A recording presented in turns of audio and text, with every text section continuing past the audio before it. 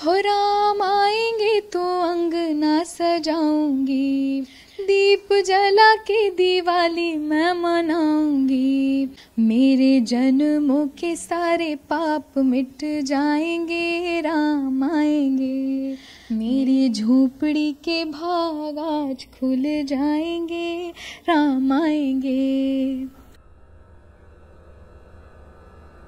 ঐতিহাসিক রাম মন্দিরের উদ্বোধন প্রায় দোরগোড়ায় চলে এসেছে।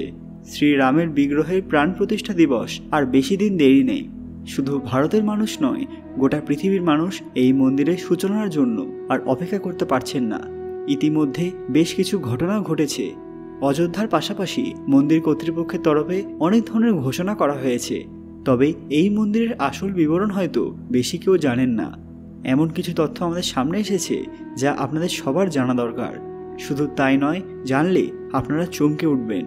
এরকম জিনিস গোটা পৃথিবীর মানুষ হয়তো আগে কখনো দেখেনি। আসুন জেনে নেওয়া যাক। তার আগে কমেন্টে জয় শ্রীরাম লিখবেন।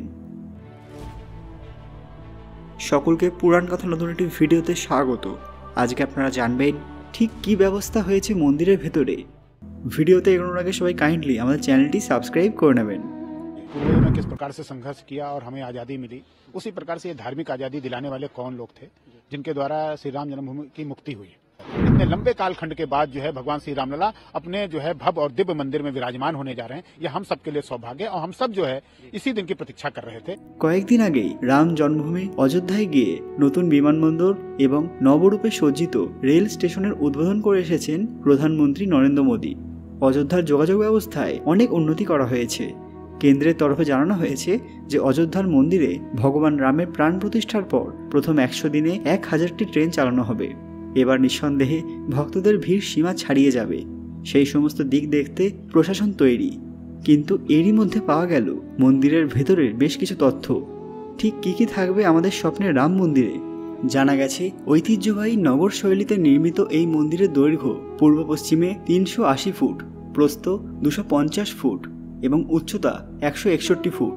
এই মন্দির 3 তলা বিশিষ্ট, যার প্রতিটি তলার উচ্চতা 20 ফুট, যেখানে রয়েছে 392টি স্তম্ভ এবং 44টি দরজা।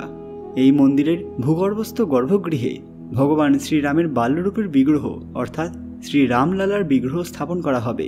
প্রথম তলায় গর্ভগৃহ রয়েছে এবং শ্রীরাম প্রাঙ্গণও রয়েছে।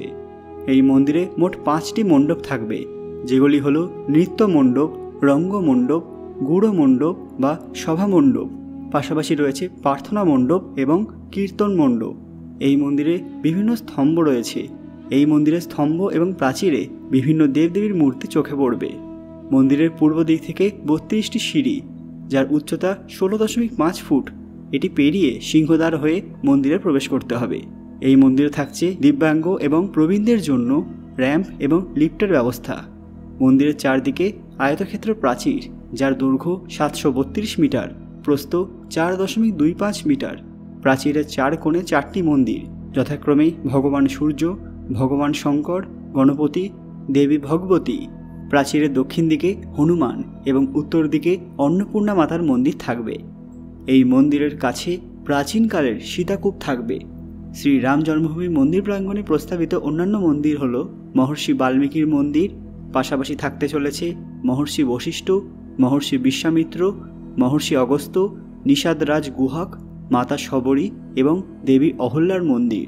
এছাড়াও মন্দিরের দক্ষিণ পশ্চিম অংশে নবরত্ন কুবের টিলার ওপর অবস্থিত শিব মন্দিরের সংস্কার এবং রামভক্ত জটায়ুরাজের মূর্তি স্থাপন অনুষ্ঠান করা হয়েছে। জানা গিয়েছে শুধু রেল স্টেশনই নয়, অযোধ্যায় তৈরি করা হয়েছে অত্যাধুনিক মানের আন্তর্জাতিক বিমানবন্দর। 2 বছরেরও কম সময়ে তৈরি করে ফেলা হয়েছে মহর্ষি বাল্মীকি আন্তর্জাতিক বিমানবন্দর। বছরে 40 লক্ষ বিমানযাত্রীকে পরিষেবা দেওয়ার ক্ষমতা রাখে এই অত্যাধুনিক বিমানবন্দর। বন্ধুরা, আজকের ভিডিওটি আপনাদের কেমন লাগলো? ভালো লাগলে অবশ্যই লাইক করবেন এবং কমেন্ট বক্সে জয় শ্রীরাম লিখতে ভুলবেন না।